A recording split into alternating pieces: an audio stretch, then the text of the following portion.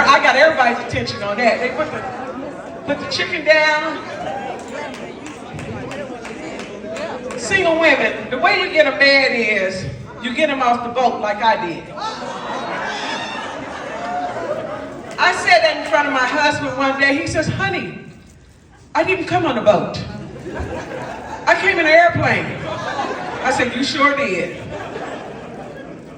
But you know, life is good. Life is good when we mix cultures and whatever. We have different experiences and everything.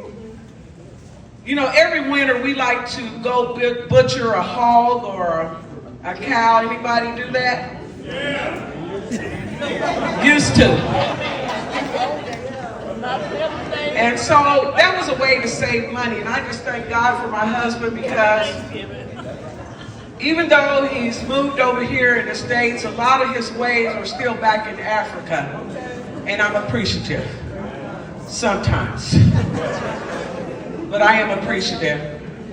This one time we went to the butcher. I just remember this sitting at the table. We went to the butcher to butcher a pig. And so they cut out all the parts and packaged it and put names on it and everything. But there was one part they didn't give us. They didn't give us the head. My husband said, what are you going to do with that head? They said, we're going to sell it. He said, give me my head.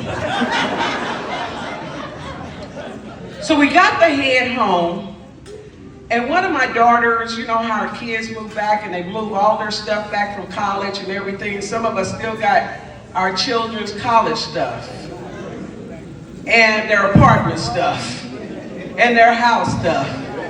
Anyways, there's a dorm refrigerator in the basement, and so the hog head, the pig head, was stored in this plastic bag. Every time we went in to get some libation, water, in the cold refrigerator, Bishop, that pig would be looking at me, eyes wide open, as if asking, what are you doing? But my husband took that head and made hog head cheese. Anybody had hog head cheese? It was so good that the people on the job was asking him secretly to bring him some hog head cheese. And he called me, honey, bring me some crackers. And they were going to town on it, amen. But you know, we were so poor, we would eat ice sandwiches. Somebody said, how do you eat ice sandwiches? You take a cube of ice and you put it in a piece of bread. You see, there were 5 of us, so we didn't have the luxury of having the pretty bread. We had the heel of the bread. So the goal was to bite the ice before it soaked the bread. So we were pretty poor, and there's lots of stories about being poor, and I know there's some in here that can share your stories of being poor. On Easter, sometimes the girls in the family, you know, you put on your Easter dress, mama had your hair looking good, using that hot comb off the stove, and if you moved, you got popped 2 or 3 times with that grease popping, you know. But you know, nowadays we got lotion for your legs, lotion for arms, lotion for everything. But we didn't have all those lotions. We had Crisco oil. It greased up our arms, our legs, and even our flat leather shoes. Now some don't remember that because now we're in the city. We're in the city. It used to be a time we used to take baths in number 10 tubs. Those silver tubs. It ain't always been saunas and bathtubs, and now that we're in the city, we kind of act like that didn't happen. But we used to take baths in number 10 tubs, and they didn't even change the water. When I go down to Mississippi, my auntie let me be the first one to take a bath in the number 10 tub because I was the oldest of all the children. And I enjoy that because they got all my dirt around the house. spitting out not seeds from cannabis. She would be spitting out tobacco because she smoked Pall Malls without the filter. She would smoke, the house would be full of smoke. There were times that we would walk through the living room as she smoked, like we were pouring the Red Sea. She said, if you don't like my smoke, get out. So guess what? I got out.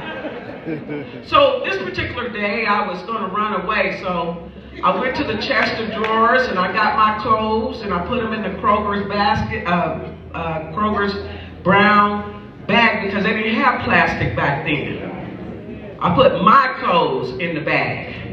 And then I went to Mama's drawer in the kitchen and got one of her knives, her dull knife. I didn't even know you could sharpen knives. I thought you had to buy a brand new knife when you wanted sharpened. But I would go get one of her dull knives to go cut my lunch meat, my bologna with the red skin.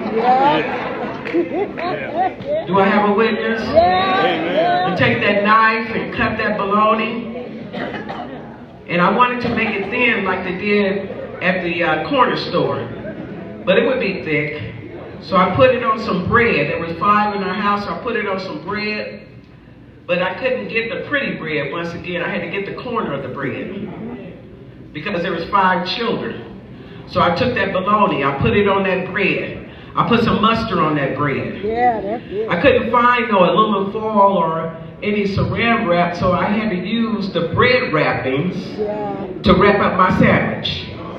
I put my sandwich in with the clothes, and the Brown continues to bless us, and we need to share our testimonies with others to let them know that we haven't always had more than one pair of shoes. Amen. We used to have one pair of shoes, one suit, lime green leisure suit, presiding elder, one dress. We used to have things like that, but nowadays we got bedrooms where our clothes are parked. The cat and the dog got a room. Do I have a witness? They even have their own bathroom. But anyways, I just want to leave you with that.